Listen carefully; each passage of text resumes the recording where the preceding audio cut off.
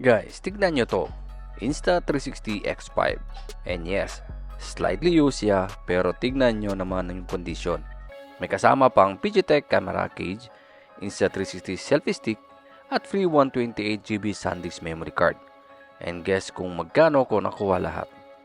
11,950 lang. Yes guys, 11,950 pesos all in. Kaya ngayon, tignan natin kung sulit ba bumili ng slightly used Insta360 X5 at its price.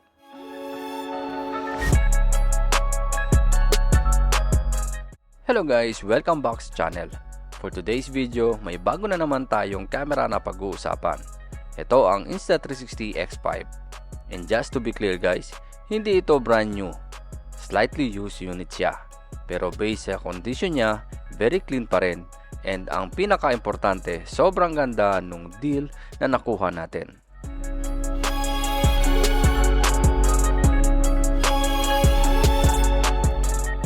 So, magkano nga ba?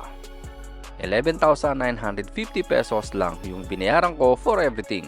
Again, slightly used lang itong Insta360 X5. But kasama na yung camera, yung PGYTECH camera cage, Insta360 selfie stick, and my free 128GB SanDisk memory card pa. So para sa akin, kahit slightly used siya, nung nakita ko yung presyo at kondisyon, parang hindi ko na kayang palampasin.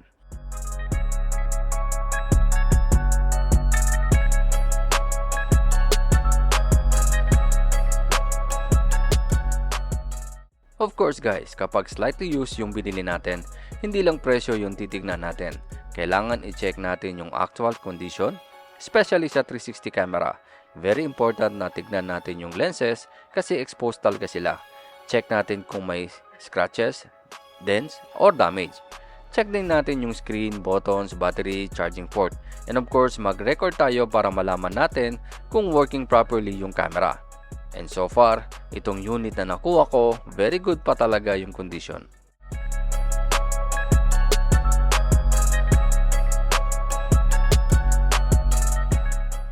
So, ito mismo yung Insta360 X5. Isa sa main reasons kung bakit ko talaga ng 360 camera is yung flexibility. Since 360 degrees yung kinakaptured niya, hindi mo kailangan perfect agad yung framing habang nagre-record. You can basically shoot first, frame later. So, halimbawa, naglalakad ka, nagmumotor, nagtatravel, or nasa beach, record ka lang. Then, during editing, pwede mong piliin kung anong angle yung gusto mo.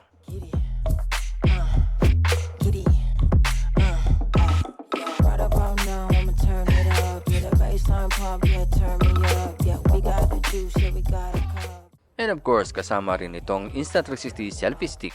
Ito yung nagbibigay sa atin ng signature invisible stick effects. Kapag properly positioned, nawawala yung stick sa final 360 footage.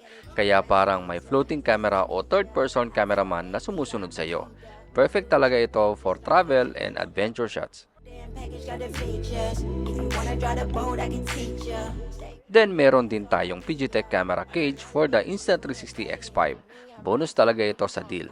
Aside from additional protection, useful din yung cage kapag gusto nating mag-build ng setup or mag-add ng accessories.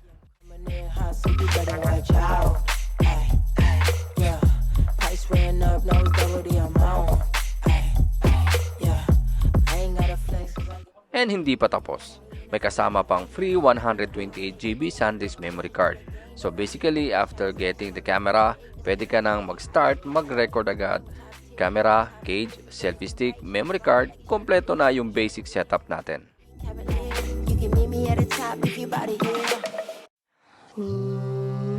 The ground beneath my feet keeps rolling under me. And I tried.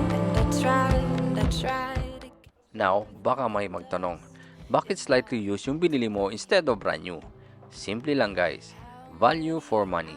For me, hindi naman kailangan laging brand new, especially kung makakahanap ka ng unit na very good condition, fully working at malaki yung difference sa presyo. As long as maayos mong chinecheck before buying. Sometimes yung slightly used market talaga yung pinakamagandang deals.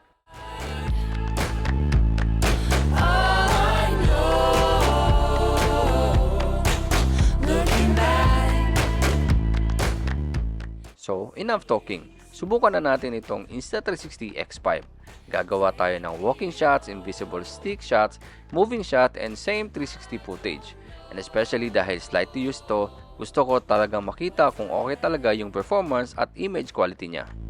But I'll go.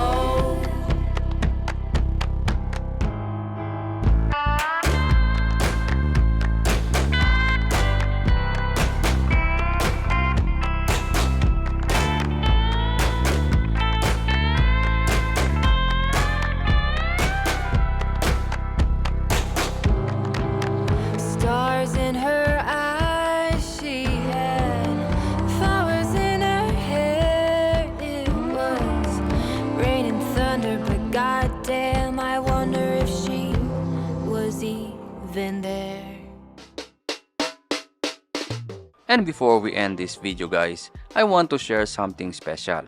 As someone who loves cameras, photography, and filmmaking, I'm starting a new journey in one of the most beautiful islands in the Philippines.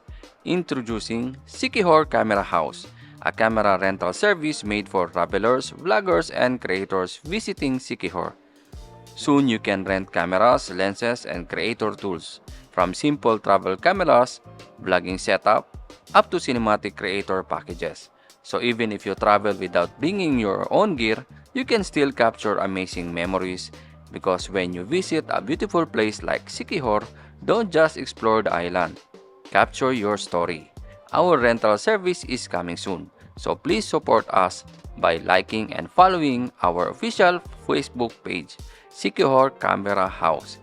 Be part of our journey from the beginning. Rent, shoot, and explore.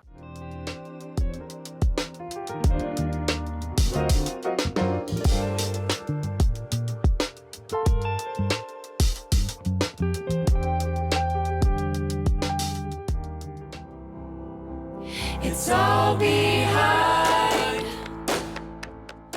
So guys, after testing it, 11,950 for slightly used Insta360 X5 plus PGYTECH cage, Insta360 selfie stick, and free 128GB SanDisk memory card. Sulit ba? For me, yes. Actually, ito yung klaseng second-hand deal na gusto ko. Slightly used pero maganda pa rin yung condition. Working properly and complete na agad yung setup. Hindi ibig sabihin second-hand or slightly used ay hindi na magandang bilhin. Sometimes kapag marunong kang maghanap at mag-check ng gear, doon mo talaga makukuha yung best value for your money.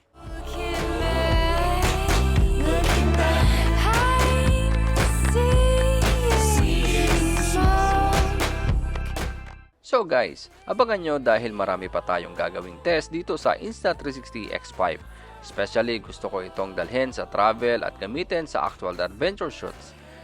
Again, slightly used Insta360 X5, set up for only 11,950 pesos, kasama ang PGYTECH cage, Insta360 selfie stick, at free 128GB SanDisk memory card. For me, solid deal talaga ito. This is Rappi Sam Still, and remember, I don't chase trends, I use what works.